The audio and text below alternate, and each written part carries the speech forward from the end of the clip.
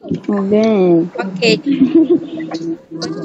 Jadi ada dalam Al-Quran. Perasan tak? Bila kita baca Al-Quran ada doa yang kau baca tadi. Rabbi shrah li sadri wa yassir li amri wahlul 'uqdatam min lisani yafqahu qawli. Okay, Malimah nak tanya, kalau perempuan yang uzur dia boleh baca Quran tak? Tak boleh. Tapi doa tadi? Boleh. Doa tadi kan dalam Al-Quran pun ada. Boleh pula. Kenapa boleh? Sebab dia doa penerang hati. Sebab dia adalah zikir. Zikir. Dalam Al-Quran ada doa naik kenderaan. Betul tak? Itu doa apa? Subhanalladzi sakhkhara lana. Dalam Al-Quran ada basmalah. Dalam Al-Quran ada bismillahirrahmanirrahim. Kamu makan, kamu sebut bismillahirrahmanirrahim. Itu adalah zikir. Asal dia ada dalam Al-Quran. Okey, doa tadi, doa penerang hati tadi, Allah ajar kepada Nabi Musa masa dia nak pergi dakwah pada Fir'aun, dia baca doa tu agar Fir'aun dilembutkan hati. Kita juga, kita nak baca, nak belajar, kena baca doa tu semoga Allah lembutkan hati kita.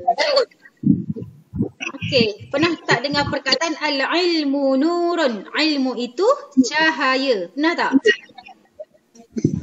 Benar. Okey. Siapa yang nukilkan kata-kata ni daripada siapa? Al-ilmu wa nurullahi la yuhda lil 'asi. Tahu tak? Satu hari Allahumma shalli ala Muhammad. Siapa imam kita? Imam Munah. Kita bermazhab siapa? Kita bermazhab Imam Bagus. Kita bermazhab Imam Asy-Syafi'i. Jangan tak ingat kita. Imam kita Imam Asy-Syafi'i. Kita orang Asia. Asia kebanyakan dia bermazhab Imam Asy-Syafi'i. Jadi satu hari Imam Syafi'i dia pergi mengadu pada guru dia. Guru dia nama Guru Imam Syafi'i bernama Imam Guru Imam Syafi'i ramai. Antaranya Imam Waqi'. Selain Imam Malik. Guru Imam Syafi'i bernama Imam Waqi'. Jadi dia pergi mengadu pada Imam Waqi'. Dia lemah dari sudut hafalan. Kamu tahu tak Imam Asy-Syafi'i dia punya kekuatan hafalan dia seperti photostat. Okay, macam mana kamu photostat kertas? Kamu masukkan kertas, kamu letak kertas, kamu tekan keluar tulisan, betul tak? Betul. Okay, photostat. Imam Syafi'i dia punya hafalan sangat kuat ingatan dia. Bila dia hafal Quran ke, hafal hadis ke, hafal masalah fiqh ke apa-apa, dia terpaksa dia kena tutup separuh. Sebab kalau dia buka kitab, dua-dua akan masuk dalam kepala. Faham tak? Kalau kita hafal, kita fokus satu ayat je. Ni banyak ni, tapi kita akan fokus satu ayat, dua ayat je. Tapi Imam Syafi'i kalau dia buka satu kitab ni, satu ni akan masuk dalam kepala dia. Jadi cara Imam Syafi'i hafal, dia terpaksa tutup separuh. Hafal, dah tutup lagi ni. Jadi separuh masuk, separuh masuk. Seperti kekuatan apa tadi, photostat. Buka masuk. Itu Imam Asy-Syafi'i. Hebat tak? Hebat. Jadi satu hari Imam Syafi'i dia pergi mengadu pada guru dia Imam Waqi'. Dia cakap, wahai guru, kekuatan saya agak lemah. Tolong bagi nasihat pada saya. Jadi guru Imam Syafi'i bagi tahu ilmu itu adalah cahaya. Al-ilmu nurun, ilmu itu cahaya.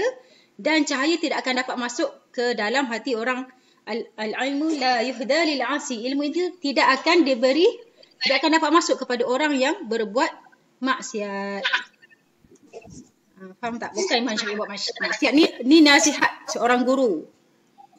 Faham?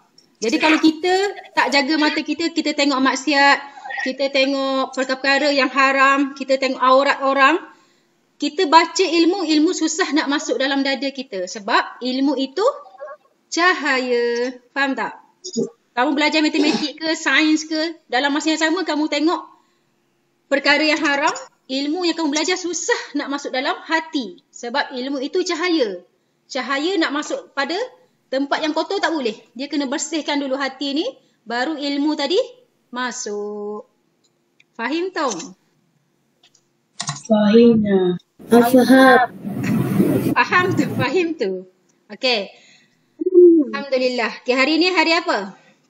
Hari ni hari Jumaat. Hari Jumaat. Bila masuk hari Jumaat kamu rasa macam mana? Apa perasaan kamu? Rasa sedih ke? Rasa gembira ke? Rasa apa hari Gembira. Jumaat? Rasa gembira. Gembira. Okay, sebab apa gembira? Sebab Esok cuti. Sebab esok cuti. Esok cuti. Esok cuti Terengganu, Kedah, Johor tu tak? Dah cuti dah hari Jumaat. Kelantan dah cuti dah hari Jumaat. Okay, kenapa hari Jumaat kita kena bergembira? Bukan sebab esok cuti. Kenapa hari Jumaat kita kena Sebab bergembira? hari ni hari raya orang Islam. Okay. Tutup hari. Okay, hari Jumaat adalah penghulu segala hari. Dengan hari raya orang Islam. Okay. Malam yang terbaik adalah malam Jumaat. Dalam setiap minggu tu ada satu hari yang baik, iaitu hari Jumaat. Malam yang terbaik iaitu malam Jumaat. Dalam satu tahun ada satu bulan yang terbaik. Bulan apa? Bulan apa? Bulan Ramadan. Bulan Ramadan. Okey, dalam bulan Ramadan ada satu malam yang terbaik. Malam apa? Lailatul Qadar. Malam Lailatul Qadar. Okey, Malimah nak tanya. Hari apa yang paling baik dalam dunia ni? Hari apa hari yang paling terbaik? Jumaat. Malam yang Hari Raya? Jumaat. Hari yang paling baik ialah hari Malam Khamis. hari kelahiran Rasulullah sallallahu alaihi wasallam. Sebab okey, kerana hari Nabi lahir pada hari Isnin. Okey, kerana bila lahirnya Rasulullah maka adanya alam ini. Jadi bila lahirnya Rasulullah adanya Lailatul Qadar. Kalau Nabi tak ada, Lailatul Qadar pun tak ada. Faham tak? Jadi hari yang paling baik adalah hari kelahiran Rasulullah. Okey, Mak Alimah nak tanya, air apa yang paling baik, yang paling terbaik di atas muka bumi ni? Air apa? Air Zam-Zam. Air Nabi. Air apa? Air Zam-Zam. Darwish, air apa Darwish? Air apa? Air teh ke? Ya. Air apa? Air apa yang paling terbaik? Air teh ke? Air apa yang paling terbaik? Air hidup? Air apa yang terbaik, yang paling terbaik atas muka bumi ni? Air apa? Air Zam-Zam. Air Zam-Zam. Farish Haikal. Air apa yang paling terbaik di atas muka bumi ni? Jawapannya ialah air yang keluar dari celah-celah jari Rasulullah sallallahu alaihi wasallam. Kamu kalau kita kalau nak mandi buka shower. Betul tak? Nak air buka bilik, tapi Rasulullah air keluar dari celah-celah jari Rasulullah yang mulia.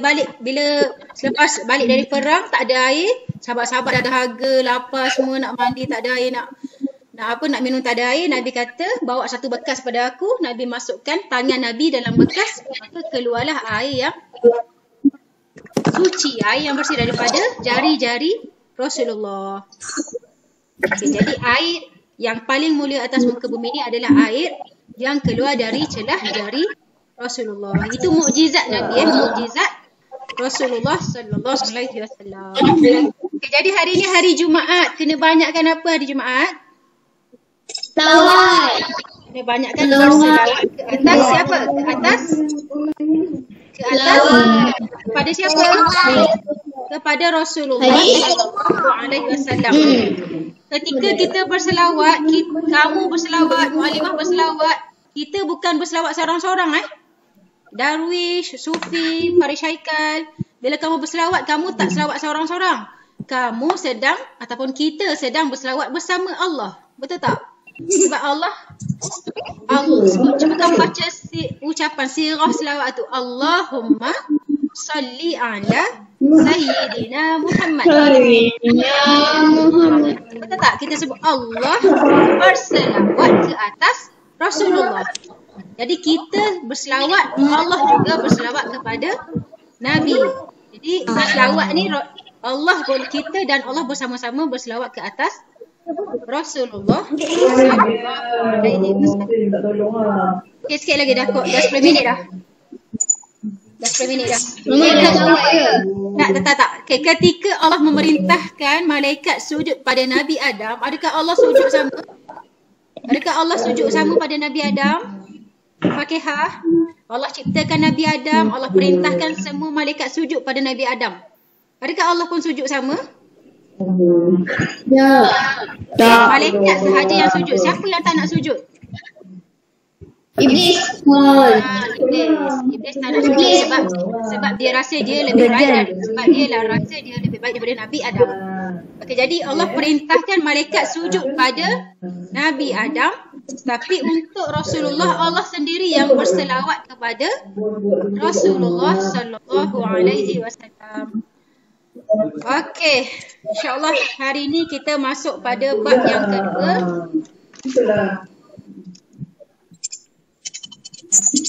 Sallu ala Nabi. Allahumma salli ala sayyidina Muhammad. Allahumma salli ala sayyidina Muhammad. Allahumma salli ala sayyidina Muhammad.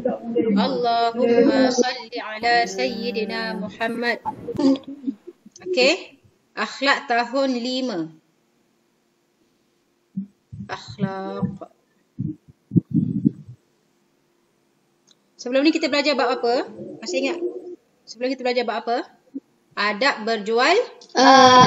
Berjual dengan Adab berjual beli. beli. Okey. Abang aku surat berapa? 6 Okey, sebelum ni kita dah belajar adab berjual beli. Okey, apa maksud adab berjual beli? Dalil dia, hikmah dia. Okey, hari ni kita masuk adab dalam majlis. Adab dalam majlis.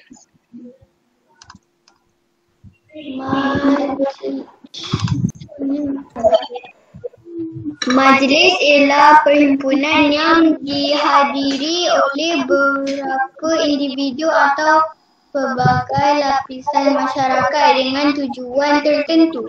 Okey, majlis. Majlis ialah perhimpunan yang dihadiri oleh beberapa individu atau pelbagai lapisan masyarakat dengan tujuan tertentu. Maksudnya majlis ni perhimpunan. Siapa yang hadir dalam perhimpunan tu? Siapa yang datang dalam perhimpunan tu? Orang mereka. Dalam majlis, satu perhimpunan yang dihadiri oleh beberapa individu yang pelbagai lapisan masyarakat dengan tujuan tertentu. Okey, sekarang kita berada dalam majlis apa ni? Maklimah nak tanya ni. Sekarang ni kita Majlis menuntut ilmu. Majlis. Okey, bila kita duduk dalam majlis ilmu atau apa-apa sahaja majlis, dia ada adab dia. Suara siapa tu? Dia ada adab dia. Okey, Maklimah nak tanya, adab sebelum datang ke majlis ilmu. Siapa boleh beritahu? Adab sebelum datang. Saya. Memberi salam dan berjabat tangan. Beri salam dan berjabat tangan. Sebelum datang. Sebelum siapa lagi Dia kena beri salam. Okey, betul juga. Dia kena tutup aurat. Tutup aurat. Adab. Sebelum datang ke majlis ilmu. Sebelum yang Sarah sebut tu waktu dalam majlis ilmu. Okey, sebelum datang ke majlis ilmu kita kena betulkan pakai pakaian yang aurat. Kita kena betulkan niat kita. Kamu datang walaupun majlis ilmu kita secara online dia tetap majlis ilmu. Majlis ilmu ni malaikat akan cari. Malaikat akan cari dekat mana majlis ilmu. Dekat situ ada perhimpunan majlis ilmu. Dekat situ malaikat akan turunkan rahmat dia. Okay. Siapa yang bersembang? Okay, sekarang kita berada dalam majlis ilmu. Dalam majlis ilmu ni dia ada adab-adab dia. Okey, Muklimah nak tanya. Muklimah dah pernah cerita sebelum ni kalau kita nak buat kuih ke, nak buat kek ke, mana yang lebih banyak, tepung ke garam? Tepung ke garam ke, gula ke, telur ke, yang mana lebih banyak? Yang lebih mendominasi? Gula paling banyak? Tepung. Sama rata. Kak Ish, sebelum kita nak buat kuih tu, kita kena ambil yang paling banyak sekali adalah tepung, betul tak? Sebelum kamu masukkan gula, garam, telur, pewarna, vanila semua tu, yang paling banyak sekali adalah tepung. Okey, jadi kalau dinisbahkan tepung dengan garam, tepung banyak, garam sedikit sahaja, betul tak? Garam sedikit. Bayangkan kalau mak kamu masak, mak kamu terlebihkan garam. Macam mana? Tertumpahkan garam 1 lori dalam masakan. Macam mana? Apa akan jadi kalau masakan kita terlebih garam? Asyik. Tak makan, akan buang, betul tak? Macam Piramli. Macam Piramli? Okey. Jadi adab ni kita kena jadikan adab kita seperti tepung dan ilmu kita seperti garam. Faham tak? Walaupun ilmu kita sedikit, garam kan sedikit saja nak masukkan dalam makanan. Tapi adab kita kena banyak. Kalau kamu kita nak tengok orang tu berilmu atau tidak berilmu, tengok dia ada adab atau tidak ada adab. Faham tak? Dalam kelas dia main-main, keluar masuk. Dia tidak ada adab. Jadi orang yang tak ada adab automatik dia tidak ada ilmu. Nak tahu kita ni beradab ke, kita ni berilmu ke, tak berilmu ke, kita nak tengok orang tu berilmu ke, tak berilmu ke, kita tengok dia ada adab ataupun tidak beradab. Faham? Bila kita belajar macam mana adab kita dengan kitab ataupun buku, kita baca Al-Quran, macam mana adab kita dengan Al-Quran. Jadi biar adab kita banyak walaupun ilmu kita sedikit. Faham? Okey, jadi adab dalam majlis. Dalam majlis ilmu kena duduk dalam keadaan tenang. Macam mana tenang? Relax. Bukan tidur tenang. Jangan tenang lepas tu diam. Tu tidur. Okey, tenang ni dia, tenanglah. Okay, sebab malaikat menaungi kita. Orang yang menuntut ilmu, dia mati ketika belajar. Dia meninggal dunia ketika belajar. Dia dikira mati syahid. Mati syahid. Okey, adab-adab dalam majlis. Okey, Halimah.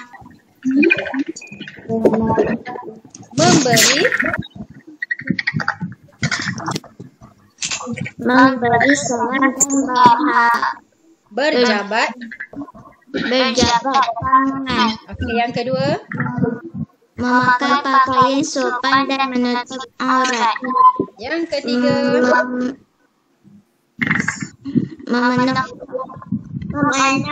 Menenangkan tempat di barisan hadapan lebih dahulu. Bagus. Adam yang keempat.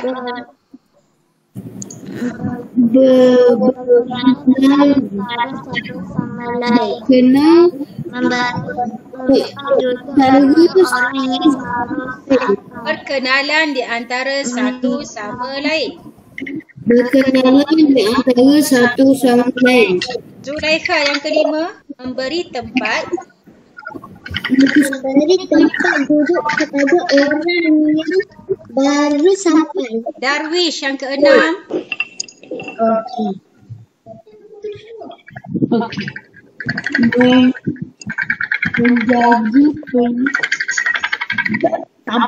Menjaga pandangan. Menjaga pandangan dan memberi perhatian Memberi perhatian dalam majlis. Yang ketujuh, duduk dengan tertib. Duduk dengan tertib dan sopan. Bagus. Walimah nak tanya, Kak, kamu semua kenal tak Syekh Nuruddin Al-Marbu Al-Banjari Al-Makki? Kenal tak? Kenal. Macam pernah dengar. Syekh Nuruddin Marbu Al-Banjari Al-Makki. Banjar dia orang Indonesia. Banjar Al-Makki. Dia belajar di Mekah. Jadi bila orang tu duduk selama 4 tahun lebih dekat satu tempat, dia boleh dinisbahkan dengan tempat tu. Contoh belajar dekat Mekah jadi Al-Makki. Belajar dekat Mesir lama dah lebih 4 tahun, 5 tahun, 6 tahun, Al-Misri. Kamu semua orang Malaysia, lama sangat dah duduk dekat Malaysia, Al-Malizi. Faham? Kamu pergi Yaman, belajar dekat Yaman, Al-Yamani. Kalau nak nisbahkan, kalau lama dah 4 tahun, tak balik-balik Malaysia, belajar kat situ. Contoh Adam kahwin dengan orang situ, dia duduk kat situ, dia boleh nisbahkan nama dia Al-Yamani. Duduk lama dekat Madinah. Doakan muklimah nak duduk dekat Madinah. Lama dah nak duduk dekat Madinah. Bila lama duduk Madinah, dia boleh nisbahkan Al-Makki Al-Madani. Okay, macam tu. Jadi Syekh Nuruddin ni dia belajar di Mekah. Selepas belajar di Mekah, dia datang ke Mesir, dia belajar pula dekat Mesir. Jadi Syekh Nuruddin ni dia dah tua dah sekarang. Dia sangat lembut, tapi dalam kelas dia sangat tegas. Okey, waktu makan kamu boleh bergurau-gurau dengan Syekh. Waktu naik kuda ke, waktu kat luar kelas boleh bergurau. Dalam kelas, Syekh adalah seorang guru yang sangat tegas. Kamu tengok sahaja jam, kamu kena tegur terus. Kamu mengantuk macam ni je, kamu kena halau terus dari kelas. Sebab Syekh, kenapa Syekh tegas? Sebab Syekh nak ajar adab sebagai penuntut ilmu. Sebab ilmu ni sangat berharga. Tak kisahlah ilmu ni ke ilmu apa, ilmu ni lagi berharga, ilmu akhlak. Ilmu ni sangat mahal. Jadi hanya orang yang berakhlak sahaja, orang yang beradab sahaja akan dapat ilmu. Orang yang, maksudnya dalam kelas tu dia tak ada nak bersembang, main telefon, dia main telefon. Itu orang tu tak jaga adab dalam kelas. Okey, faham? Yang pertama tadi ya, siapa baca tadi? Yang pertama memberi salam dan berjabat tangan. Ini kalau guru belum mengajar, faham tak? Kamu masuk dalam satu majlis, contohnya guru tak ada lagi. Kamu boleh bagi salam berjabat tangan, tapi kalau kelas tengah berjalan, kamu boleh dengan duduk. Sebab kalau guru mengajar, kamu Assalamualaikum, salam, kamu akan mengganggu kawan kamu. Betul tak? Yang kedua, memakai pakaian sopan dan aurat. Imam Abu Hanifah, ingat imam besar kita ada 4. Yang pertama Imam Abu Hanifah, selepas tu Imam Malik. Imam Maliki anak murid kepada Imam Abu Hanifah. Selepas Imam Malik, Imam Asy-Syafi'i. Imam Syafi'i guru dia tadi Imam Malik. Imam Syafi'i lahir, Imam Abu Hanifah meninggal. Hari yang sama, Imam Syafi'i lahir, Imam Abu Hanifah meninggal. Okay, selepas Imam Syafi'i, Imam Ahmad bin Hanbali. Kita sebut Imam Ahmad bin Hanbali anak murid kepada Imam Asy-Syafi'i. Okay, maklumat nak cerita Imam Abu Hanifah tadi. Imam Abu Hanifah kalau dia mengajar, dia akan pakai serban yang besar, jubah, dia akan pakai jubah, dia akan pakai smart, handsome. Sebab dia nak muliakan majlis ilmu tu. Imam Malik contohnya sebab dia nak muliakan ilmu pembacaan hadis. Imam-imam ni dia baca kitab, baca hadis. Bila mereka baca hadis, badan dia tak bergerak. Baca macam tu. Tak ada nak menguap, tak ada nak macam tu. Okay. Ulama-ulama kenapa dia hebat, ulama-ulama dulu? Sebab dia sangat menjaga adab di hadapan guru. Macam mana dia belik kertas dia depan guru? Berbunyi tak? Tak. Okay, kenapa dia belik kitab, belik helaian kertas ni tak berbunyi? Sebab tak nak mengganggu guru. Okay, kamu sekarang buka kitab macam mana? Betul tak? Orang sekarang di hadapan guru buka kitab Yes, macam ni. Ibu. Sebab tidak ada adab. Jadi ilmu yang paling mahal adalah adab. Sebelum belajar fiqh, belajar sains, matematik, fizik, kimia, bio, perenggan seni semua kena belajar adab dulu. Kena belajar akhlak. Sebab kadang-kadang dalam kelas kita tak perasan kita telah menggoreskan hati guru. Guru tengah mengajar, tiba-tiba kamu kat belakang buat macam ni. Seorang guru dia ada perasaan, dia terasa hati. Dengan terasa hati tu pelajar tu tak berkat. Jadi belajar tak berkat. Jadi kena jaga adab. Okey, seterusnya yang tadi apa tadi? Okey, yang pakai pakaian yang bersih. Lepas tu seterusnya memakai wangian. Bila kita duduk dalam majlis ilmu ni, tak kisahlah kelas online ke, kat rumah kamu ke, kamu pakai pakaian yang bersih, yang baik, yang bagus, pakai wangi-wangian sebab kamu nak belajar. Faham tak? Kita nak belajar ni, duduk dalam majlis ilmu ni. Kena pakai pakaian yang bersih.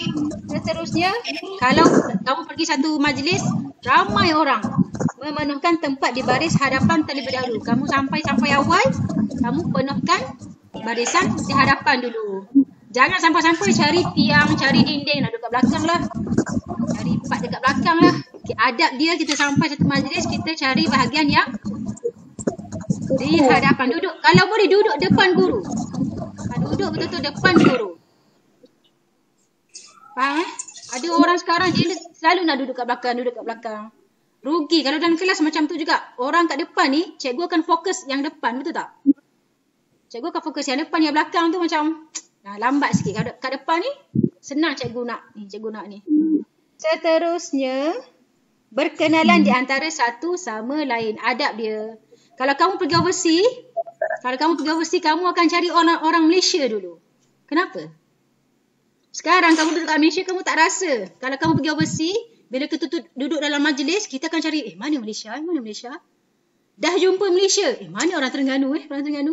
Kita akan cari orang yang satu bangsa dengan kita, satu bahasa, satu kampung. Tiba-tiba, duduk kat mana? Kuala Terengganu sama. Kita akan lebih mesra, lebih rapat. Kamu duduk kat Malaysia, kamu tak perasaan.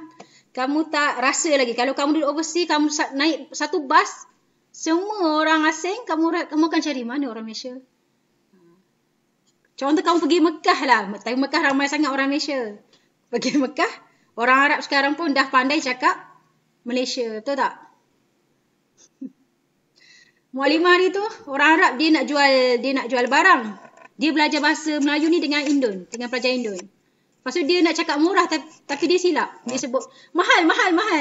Orang gelakkan dia. Dia tertukar mahal dengan murah. Dia jual mahal. Betul ke makcik ni nak jual cakap mahal? Tak tahulah orang tipu dia ke apa. Dia salah sebut murah tu jadi mahal. Orang tak nak belilah. Okay, seterusnya memberi tempat duduk kepada orang yang baru sampai. Contoh kamu masuk dalam satu majlis ilmu, penuh orang, ada orang baru sampai, kita bagi ruang sikit untuk orang tu duduk kat situ. Okey, dalil adab dalam majlis. Sufi. Jika kamu memberi lapang dari tempat duduk kamu untuk orang lain, maka lapangkanlah supaya Allah melapangkan serba-serbinya untuk kamu. Apabila diminta kamu bangun, maka bangunlah. Okey. Masuk kat sini. Okey. Ya ayyuhallazina amanu, wahai orang-orang yang beriman. Okay. Wahai Allah cakap, wahai orang-orang yang beriman, apabila diminta kepada kamu memberi lapang dari tempat duduk. Maksudnya dalam satu majlis ramai orang, tiba-tiba nama apa ni? Fakihah. Okay, Fakihah masuk. Jadi kita bagi ruang sikit pada Fakihah. Jadi apa janji Allah bila kita bagi ruang pada kawan kita? Apa? Maka Apa? Bila kita bagi ruang kepada kawan kita bagi tempat pada orang lain, maka Allah akan melapangkan serba-serbinya untuk kamu. Faham tak? Kita bagi satu tempat duduk pada kawan kita, Allah akan bagi kita banyak lagi. Allah akan bagi melapangkan serba-serbinya. Okey, bila sebut Allah nak bagi ni, Masya Allah. Allah kaya ke miskin? Kaya. Bukan Allah kaya, Allah maha kaya. Kalau kamu doa pada Allah, kamu jangan doa, ya Allah nak UPKK 5A, 6A, jangan. Maksudnya, bukan, ya betul lah. Maksudnya kalau kita minta pada Allah, kita minta yang besar lagi. Faham tak? Bukan sekadar minta yang simple-simple. Contoh sekarang Maklimah nak tanya kamu nak apa sekarang? Kamu nak apa? Kamu rasa nak apa? Saya nak telefon. Darwish nak apa? Darwish nak apa? Adam nak apa? Saya nak pergi umrah. Masya Allah, nak pergi umrah. Zulekha nak apa? Nak COVID hilang. Okey, ingat bila kita minta pada Allah, kamu jangan dalam hati tu, Allah bagi tak ni? Allah bagi tak? Yang tu dah salah adab pada Allah. Sebab Allah maha kaya. Allah maha pemberi. Kita minta apa-apa sahaja, Allah akan bagi Allah akan bagi keadaan yang Allah nak bagilah. Tapi kita jangan rasa tak layak. Sebab Allah maha memberi. Ada ustaz tu pesan, contoh orang di SPM, dia jangan, ya Allah aku nak 4A, 5B, tak nak doa macam tu. Ya Allah aku nak doa 10A, semua mumtaz. Faham tak? Kalau kita doa, kita kena doa yang terbaik. Ya Allah aku nak mati husnul khatimah.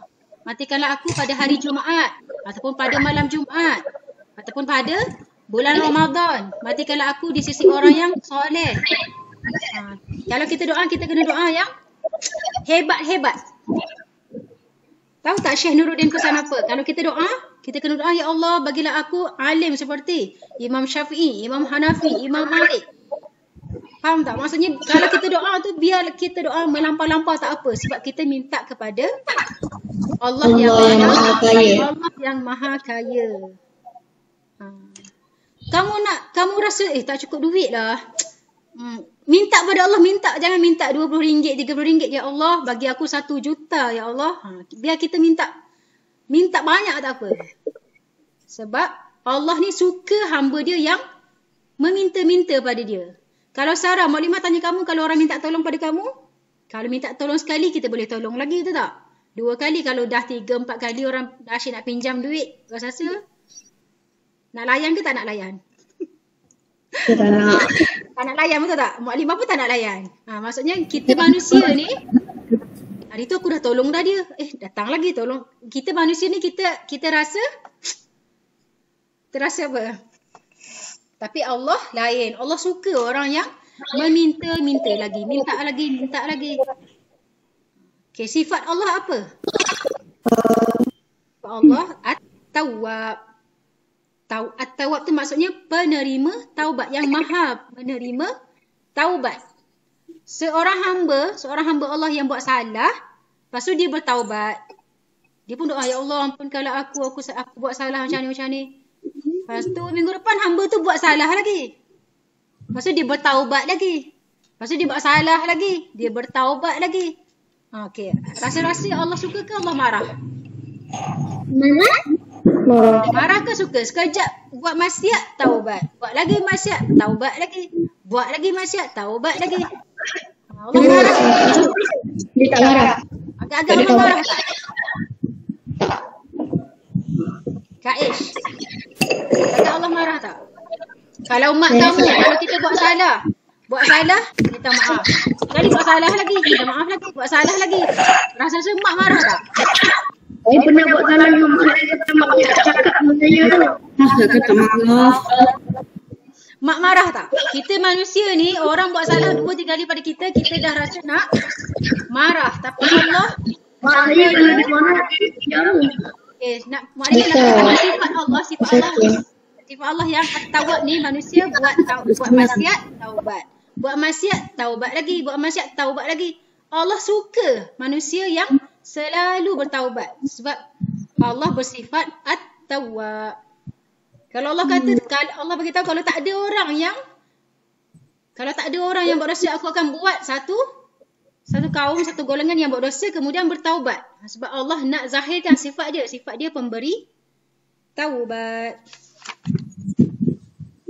Okey, kita sambung. Fadilat beradab ketika di dalam majlis. Okey, fadilat ketika beradab di dalam majlis. Mendapat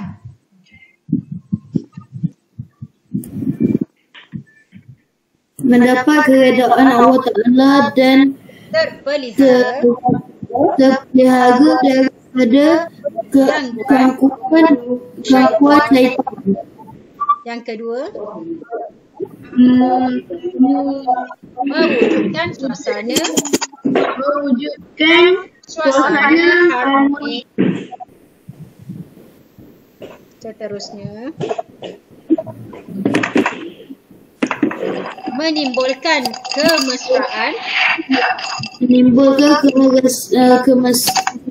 dan mengukuhkan persaudaraan dan perpaduan.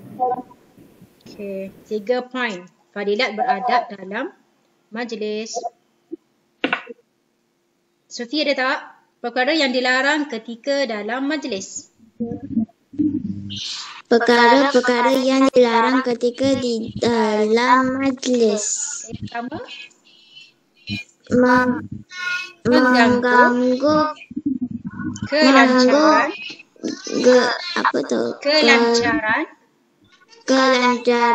majlis. Kelancaran majlis. Yang kedua, mencela orang lain. Mencela orang lain, membuka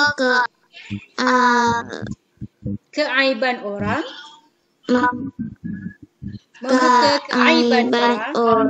Yang keempat, mengganggu laluan. Okay. Ada 4 poin akibat tidak beradab ketika dalam majlis. Khairin, tolong baca akibat tidak beradab ketika dalam majlis. Memang Khairin tu Zulaikha. Ya Allah, Zulaikha, sorry. Zulaikha. Akibat tidak beradab ketika dalam majlis. Okay, yang pertama,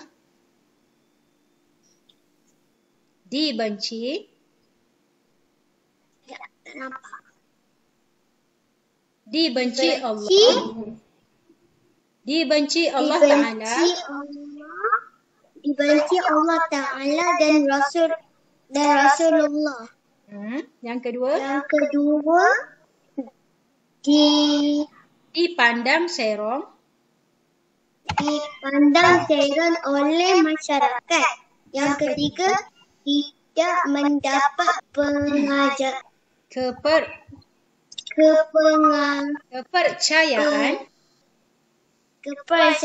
masyarakat. Yang keempat, disisihkan oleh masyarakat. Kamu pandai buat nota yang menarik. Kalau kamu sains, kamu nak subjek sains kan jadi nota dia. Ni pecahan-pecahan macam tu. Kalau kita buat nota yang daripada nota yang biasa tu agak boring. Kalau kamu kreatif, kamu boleh buat nota yang menarik. Pandai tak? Siapa cakap? Muka surat berapa? Oh. Muka surat berapa? Tarikh daripada muka 6. Ambil sikit-sikit point. 6, 7, 8, 9. Semua banyak. Okay, semua tapi boleh nak 3 poin sahaja. Satu tajuk 3 poin sahaja. Contoh fadilat beradab 3 poin. Akibat tidak beradab 3 poin. Faham tak? Kalau kita tak boleh. Kena tulis pengertian. Lepas tu kena tulis adab. Lepas tu kena tulis Akibat tidak beradab, Fadilah beradab. Ya Kak Aish, Darwish. Saya tak faham. Apa? Saya tak faham. Okey, nanti seorang-seorang. Apa? Ni nama dia study smart. Okey. Study hard ke study smart? Kalau study je penat, betul tak? Study hard, study kuat-kuat penat. Tapi kalau study smart, ambil nota, kamu keluarkan isi-isi penting sahaja. 3 point. Jadi untuk subjek hari ni, satu helai ini sahaja dia punya nota dia. Okay, faham? Faham.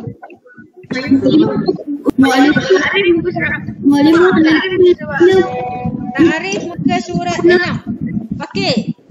Sebelum kita berbicara untuk majlis, kita kena baca tasbih apa? Tasbih kafarah. Okey, kafarah tu maksudnya penghapus dosa. Jadi dalam satu majlis, kamu menguap ke, kamu mengantuk ke, kamu tak bagi tumpuan, kamu buat perkara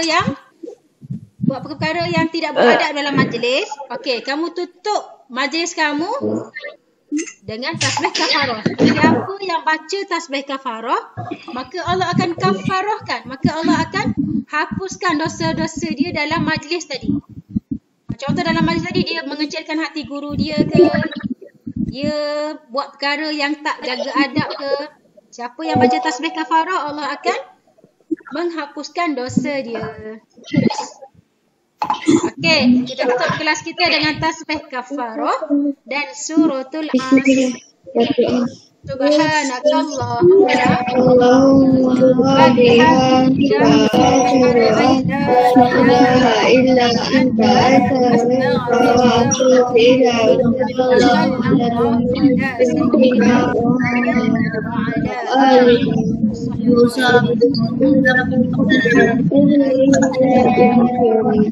terima kasih semua yang join kelas. Assalamualaikum. Waalaikumsalam.